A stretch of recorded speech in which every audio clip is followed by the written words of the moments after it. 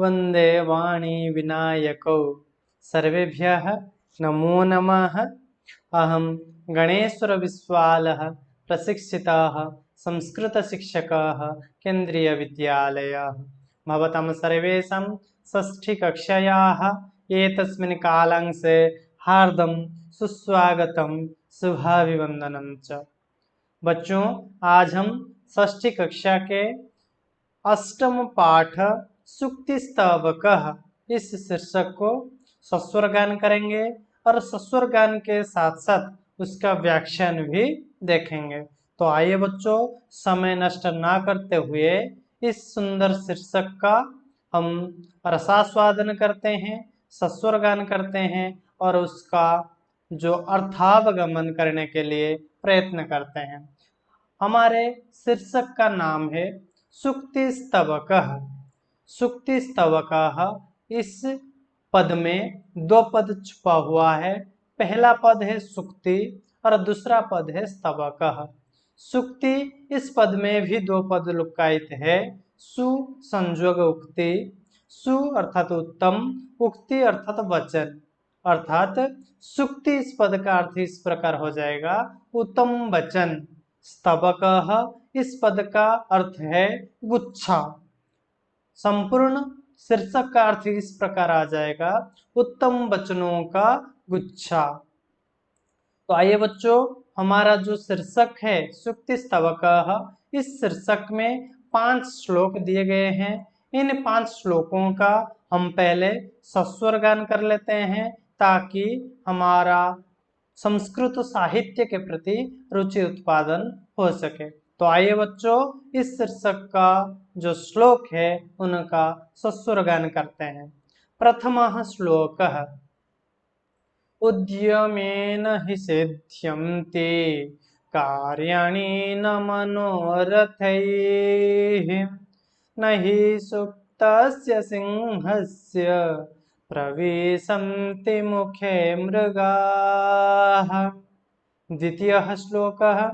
पुस्तके पठितः पाठः जीवने नैव साधितः किं भवेत्तेन पाठेन जीवनेयो न सार्थकः। तृतीयः श्लोकः। प्रियवाक्यप्रदानेन सर्वे तुष्यन्ति जन्तवः तस्मात् प्रियं हि वक्तव्यं वचने का दरिद्रता। चतुर्थः श्लोकः। गच्छन् पिपीलको याति योजनानं शतान्यपि अगच्छन् वै न ते योऽपि पदमेकं न गच्छति। अन्तिमः श्लोकः, पंचमः श्लोकः वा। काकः कृष्णः पिकः कृष्णः को भेदः पिककयोः वसन्तसमये प्राप्ते काकः काकः पिकः पिकः। तो बच्चों, ये था हमारा सूक्ति स्तवक इस शीर्षक का संपूर्ण सस्वर गान। आप लोग भी मेरा सस्वर गान का अनुकरण करते हुए सस्वर अनुगान कीजिए। अभी हम चलते हैं, हमारा शीर्षक जो था सूक्ति स्तवकः, उसका प्रथम श्लोक के ओर।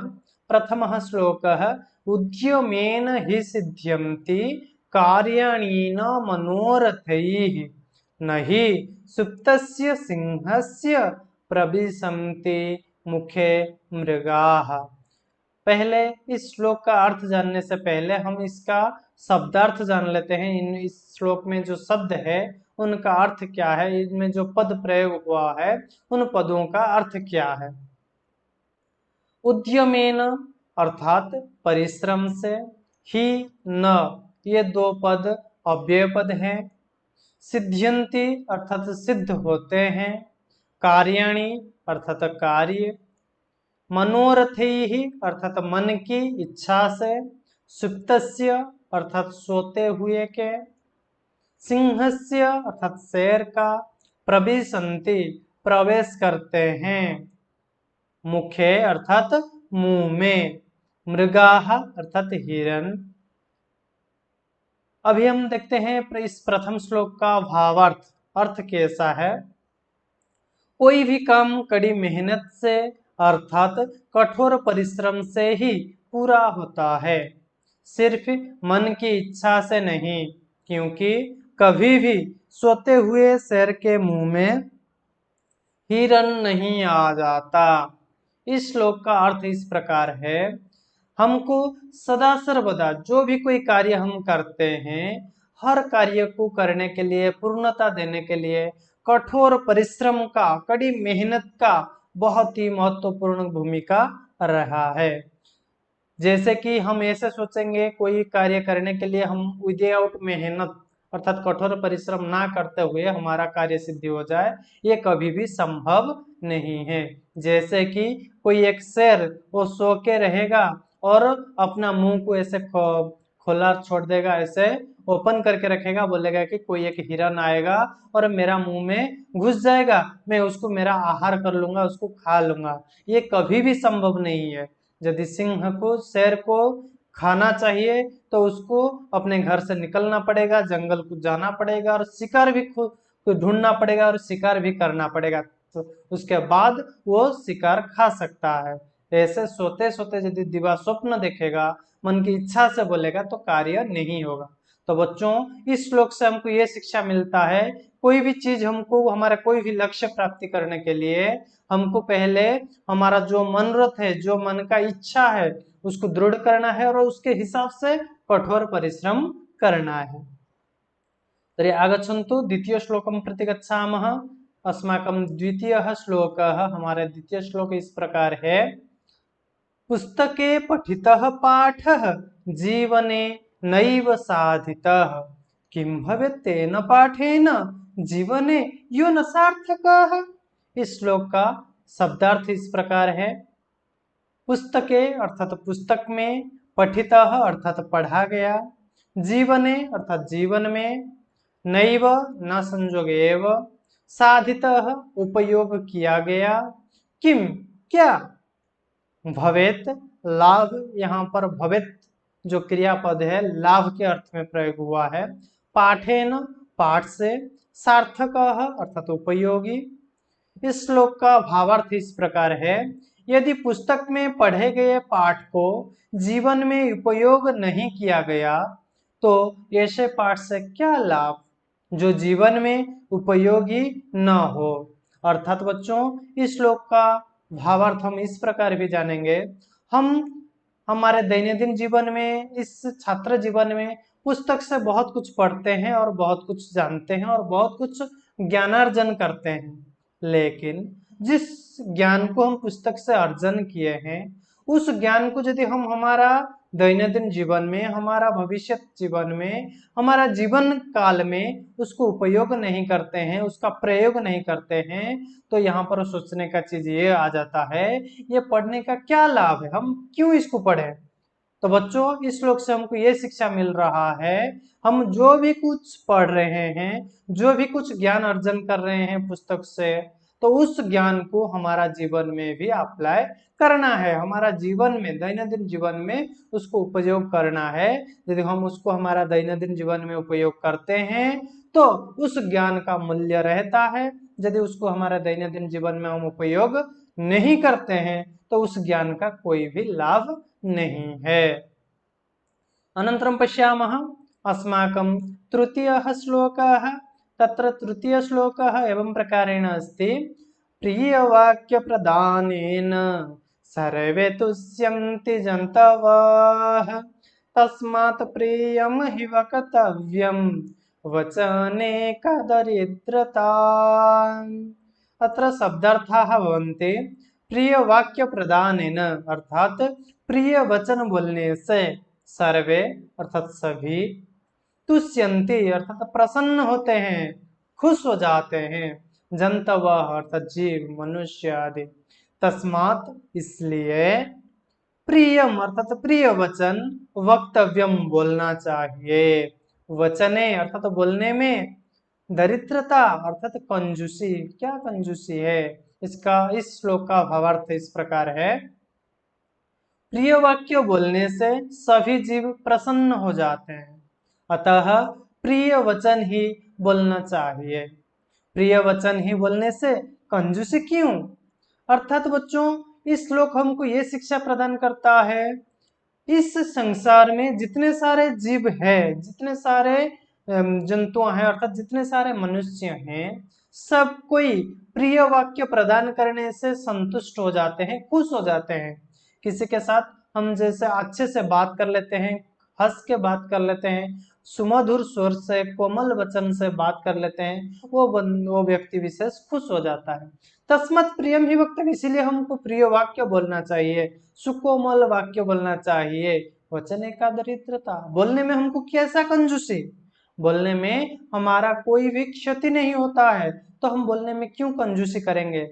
जैसे कि मुझे मेरे बोलने से यदि किसी ने प्रसन्न हो जाता है, तभी मुझे बोलने से क्या कंजूसी है? अतः छात्र, इस श्लोक से हमको ये एक अच्छा चीज शिक्षा मिल रहा है, हमको सदा सर्वदा प्रिय वाक्य ही बोलना चाहिए, क्योंकि इस संसार में सारे जीव जंतु, सारे मनुष्य प्रिय वाक्य के सुनते ही प्रसन्न हो जाते हैं।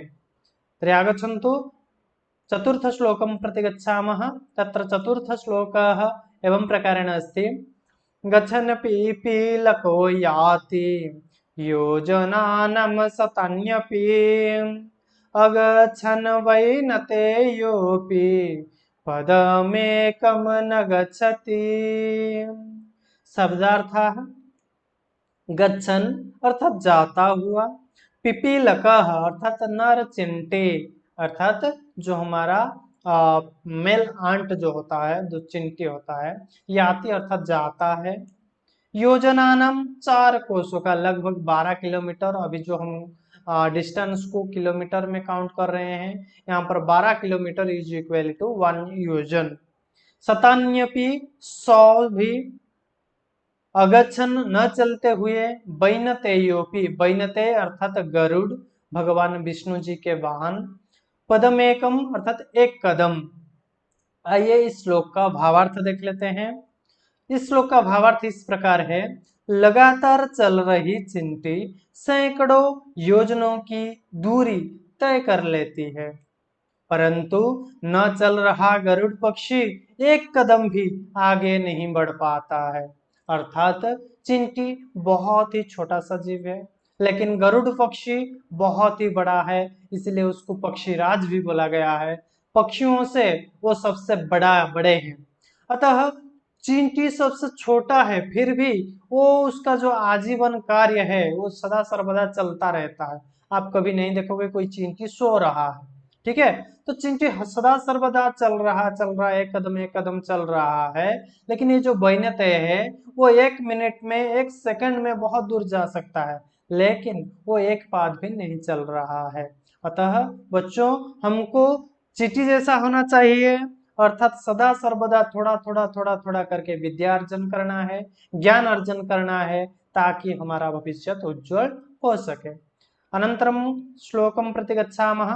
तत्र अस्माकं पञ्चमः श्लोकः, काकः कृष्णः पिकः कृष्णः को भेदः पिककयोः वसन्तसमये प्राप्ते काकः काकः पिकः पिकः। अर्थात शब्दार्थः, काकः अर्थात कौवा, कृष्णः अर्थात काला, जो कलर है ब्लैक कलर, पीकः अर्थात कोयल, भेदः अर्थात अंतर, पीक काकयोः अर्थात कौवा और कोयल ये दोनों में, वसंत समये अर्थात वसंत ऋतु में, प्राप्ते अर्थात आगमन होते। तो बच्चों, इसका भावार्थ, इस श्लोक का भावार्थ इस प्रकार है, कोयल काले रंग की होती है और कौवा भी काले रंग का ही होता है, फिर दोनों में क्या अंतर है? इस प्रश्न का उत्तर इस प्रकार है, वसंत ऋतु के आगमन होते ही पता चल जाता है कि कोयल कोयल है और कौवा कौवा है। तो बच्चों, ये श्लोक का भाव इस प्रकार है। आपके सामने मैं अभी 2 चित्र प्रदर्शन कर रहा हूं। पहला देखो, पहला चित्र और दूसरा चित्र पहला चित्र इस प्रकार है और दूसरा चित्र इस प्रकार है। अभी मुझे ये बताइए आप लोग, यहाँ पर जो दो चित्र आपका दिया गया है इसमें क्या आपको भेद दिख रहा है, क्या अंतर दिख रहा है? कुछ अंतर नहीं, क्योंकि काका पहले जो प्रथम चित्र है वो एक कौवा का है, काका, उसका वर्ण कृष्ण वर्ण है। और द्वितीय चित्र में आपको एक कोयल का प्रदान किया, कोयल का चित्र दिया गया है, उसका वर्ण भी कृष्ण है। दोनों का जो बॉडी का कंस्ट्रक्शन, अपने जो शरीर का गठन एक ही जैसा है, तो हम ऐसे देखेंगे तो उनमें कोई भेद हमको पता नहीं चल पाएगा, इसमें कौन कौवा है और कौन कोयल है। लेकिन ये दोनों के अंदर पार्थक्य व भेद व अंतर तब पता चलता है जब वसंत समय आकर हाजिर हो जाता है। जब वसंत समय आ जाता है, जब वसंत ऋतु आ जाता है, तब पता चलता है कोयल कोयल है और कौवा कौवा है। कैसे? जैसे कि वसंत समय जब आ जाता है, जो कोयल होते हैं वो क्या करते हैं, आम के पेड़, जब आम में फूल होना शुरू हो जाता है, कोयल आम के पेड़ के बैठकर सुमधुर गान करने लगती है। तो लेकिन कौवा का स्वर बहुत ही रुक्ष है, लेकिन कोयल के स्वर बहुत ही सुकोमल है। जब तक कोयल कुछ नहीं बोलता है, गाना नहीं गाता है, तब तक उसका परिचय सामने नहीं आता है। जब वसंत ऋतु आ जाता है, तब कोयल गाना गाना शुरू कर लेता है, तब अपने उसके अंदर जो गुण है उसके वजह से उसका परिचय हमारे सामने हो ही जाता है।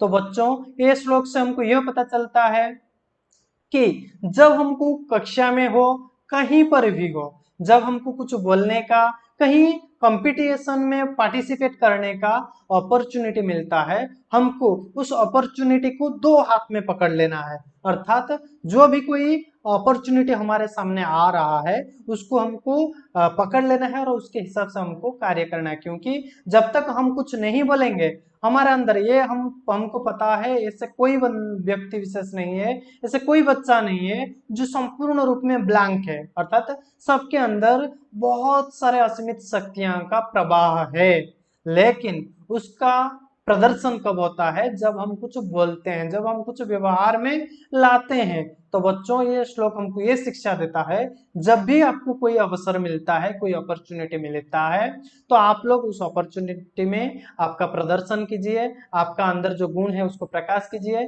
ताकि आपका परिचय हो सके। तो बच्चों, ये था हमारे सूक्ति स्तवक, इस सुंदर शीर्षक का 5 श्लोकों का सस्वर गान और व्याख्यान। मैं आशा करता हूं ये सारे श्लोक और ये जो संपूर्ण सूक्ति स्तवक विषय आप लोगों को बहुत ही अच्छा लगा होगा। और इस शीर्षक में जो सारे श्लोकों हैं, उन श्लोकों का अर्थ भी आपको पता चल गया होगा। यदि भी कहीं पर किसी प्रकार का समस्या अभी भी हो रहा होगा, तो चिंता करने का कोई भी जरूरत नहीं। आप लोग कमेंट बॉक्स में आ जाइए और आपका समस्या को लिख दीजिए, मैं निश्चित रूप में आपका समस्या का समाधान करूंगा। तो बच्चों, आज के कलांश को हम यहीं पर विरमित करते हैं, फिर निश्चित रूप से मिलेंगे और एक अगले कलांश में और एक नया वीडियो के साथ। तब तक घर में रहिए, सुरक्षित रहिए।